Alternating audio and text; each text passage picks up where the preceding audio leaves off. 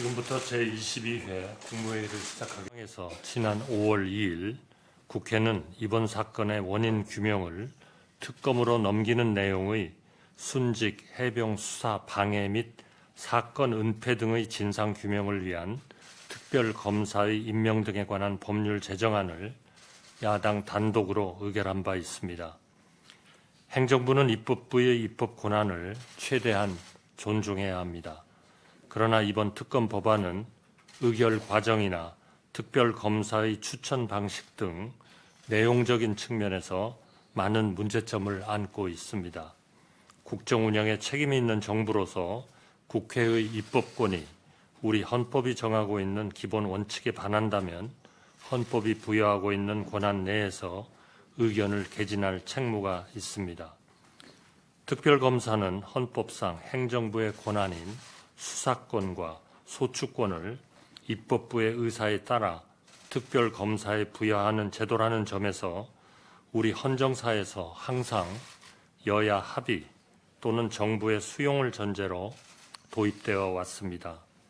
그러나 이번 특검 법안은 절차적으로 야당 단독으로 강행 처리하였고 내용적으로 특별검사 후보 추천권을 야당에게 독점적으로 부여함으로써 대통령의 인사권을 침해하고 헌법상 삼권 분립에 위배될 소지가 큽니다.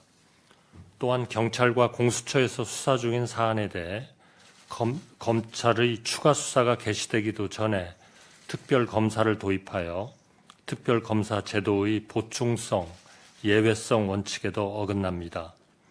수사 대상을 고발한 야당이 수사기관, 대상, 범위를 스스로 정하도록 규정한 대목도 깊이 우려하지 않을 수 없습니다. 이는 수사와 재판의 공정성과 신뢰성을 보장하는 현행 사법 시스템의 기본 원칙을 훼손하는 것으로 보입니다. 이 밖에도 본 법안은 편향적으로 임명된 특별검사가 실시간으로 언론 브리핑을 할 수 있다는 점과 수사 대상에 비해 과도한 수사 인력이 편성되는 등 여러 측면에서 문제점이 지적되고 있습니다. 이 같은 점을 감안하여 오늘 국무회의에서는 국무위원들과 함께 본 법안에 대한 국회 재논의를 요구하는 안건을 심의하고 그 결과를 대통령께 건의드리도록 하겠습니다. 정부는 오늘 오전 10시에 국무회의를 열고 최상병 특검법을 심의한 뒤 법안에 대한 제2요구안을 의결할 전망입니다. 윤석열 대통령은 국무회의가 의결한 대로 법안에 대한 제2요구권, 이른바 거부권을 행사할 것으로 예상됩니다. 윤석열 대통령은 어제 공개 일정을 잡지 않고 참모들과 특검법 처리와 대응 방안을 논의한 것으로 전해졌습니다. 정부와 여당은 4가지 이유를 들며 특검법 반대 입장을 분명히 하고 있습니다. 수사가 진행 중이고 여야의 합의가 이루어지지 않았다는 점과 특별검사 추천 절차의 불공정성, 피의사실 공표 논란 등을 이유로 들었습니다.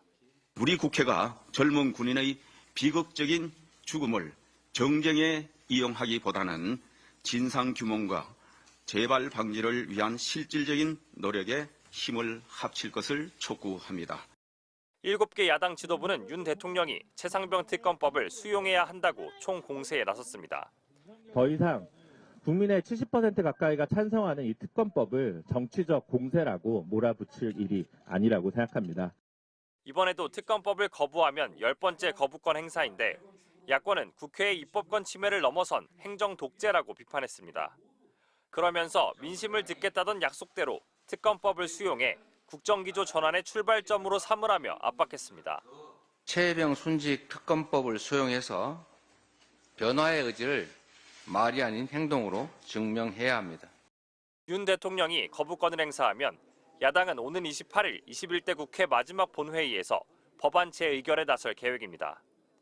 여당이 단일 대우를 강조하며 이탈표 방지에 나선 가운데 특검법 시행 여부는 21대 국회 임기가 끝나기 직전에야 결론날 전망입니다. MBC 뉴스 정상빈입니다.